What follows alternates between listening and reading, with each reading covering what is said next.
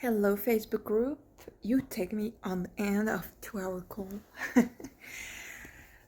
Before I start, if you think the conversation we're gonna have here will help someone that has maybe to deal with family dynamics, family issues, then let that person know we have this conversation. Invite them to the group that they can catch up the replay. So, one of the podcast episodes that is coming out, and that's a series I'm doing for the summer 2025, is a series about episode related to family dynamics, personal relationship, partnership, spouse, friendships, everything around personal relationships. And the one I just ended up today that is coming out within the next few weeks involved toxic family dynamics. And to be honest with you, that's a topic I was not sure to draw into the series because it does involve personal experience. It does involve a person that is still alive today, and that for privacy reason and for just respecting everybody's privacy, I'm not going to detail really much. But I think it's very important though, because what I hear is this weight that family can make you feel. Usually, I hear a lot about family. It's family. We have to show up. It's family. We have to accept it. It's family. We have to take people the way they are. We don't choose family, but we can still be there for them. And there is a very fine line to draw between the sense of service toward family members and personal boundaries of what is acceptable or what is not acceptable. What I still hear is bending the boundaries because it's family. And so as if being a family member from blood is a sufficient reason to let it go and accept a behavior. And sometimes there is behaviors that are not acceptable. From a basic freedom of who we are and of everybody's deserving respect and deserving basically to be respected as a person.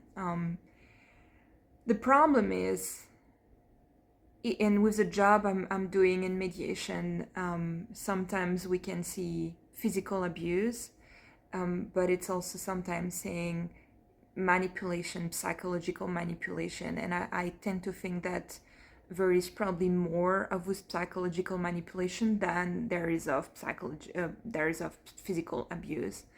So that kind of let you draw numbers if you want to look at statistics. The problem is, if we put ourselves a limitation of, well, we have to accept who they are because it's family, then in that exact moment, we send a message to ourselves, to our brain and our body, where it says, well, you don't deserve more than what you get here. It does impact all the relationships you're gonna have in your life, from friends to intimate relationships to professional relationships. And so the way we perceive, the way we tolerate a treatment in a family dynamic kind of set the tone for everything else, I believe. So I really encourage you to look at on this episode, if it's already live, because there is a deep, we had a deep, hard conversation around that. And yet it was a safe conversation. And that's what I invite my clients with the clarity calls. It's to have the hard conversation, the one that are going to be sometimes uncomfortable, the one where we have to look into the mirror and see where we're bending our own truth, where we're tolerating what is not what we deserve, and maybe where we expected something about us that made us accept a situation that is not what we should have, but yet having a safe space to have this conversation, because it's important when we do this kind of work and when we have this conversation, is that we have we don't have any judgment, we have a deep compassion, we have empathy, we have tolerance and acceptance, and also that we have the space to let go of something and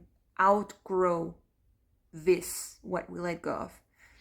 And so what I usually, the position I usually hold is to make sure the space I hold allows a person to fully be and to fully express what is needed to be expressed. And so what you're going to witness in that episode is quite exceptional. It's a person that accepted to publicly talk about all of it, which for my client usually it's a very private thing. It's not something I record, it's not something we talk, it's very confidential. And what I believe is very precious to hear someone that is publicly talking about it is because you see the journey that person went through, and you see the journey, the questions that arise, and the breakthrough that came, and the realizations and the decisions process, how much decision that person took to take ownership of her life, and how much self-leadership she learned, she implemented to take ownership of her life and of her own relationships. There is, I believe, no thriving relationship when there is a lack of self-leadership and a lack of ownership. So that's a personal belief. There is people that are blissfully happy in a miserable relationship. It just depends on what frequency you're operating on. If both are operating on the same frequency, I don't see why they wouldn't be blissfully happy in their miserable relationship, because for them it's probably the best they have. However, what I perceive for myself, for my life, and what I guide my clients toward with is blissful, thriving, flourishing relationship. And so this kind of relationship doesn't happen if there is no leadership, if there is no ownership, if there is no accountability, reliability, and self-responsibility. So all this to say, those conversations are necessary to improve, to grow toward those qualities. And I believe, and you have an example of the question process, the decision process that we can have when we do this work, when we walk on this journey with someone we can trust in that podcast episode. So I hope you're gonna like it. I personally am very moved and touched by it. I'm very grateful and thankful that we've had that conversation. That was one of the rarest conversations I've ever had with someone. It's conversation I have with myself very, very often, but it's not conversation I have with people that often, because not many people are able to hold that level of that space. And not many people are ready to face the discomfort of this conversation and yet to hold the space for evolution and growth. So you can witness that kind of conversation, and as you will see, it was a very safe space to talk with. It was a very secured and compassionate, and the type of space where you don't need to say, I got you, but I got you. It's all right. We're here, we talk, everything is safe here. So that was a really good one, and I would really encourage you to look at it for anything. If you're experiencing family dynamics that kind of are not feeling good to you, this conversation is definitely gonna help you to open a door. All right. Spots for clarity call are still open. Remember that I only take few a month. It's quite limited space to provide the best quality, respecting my time, my energy. I provide just few availabilities every month.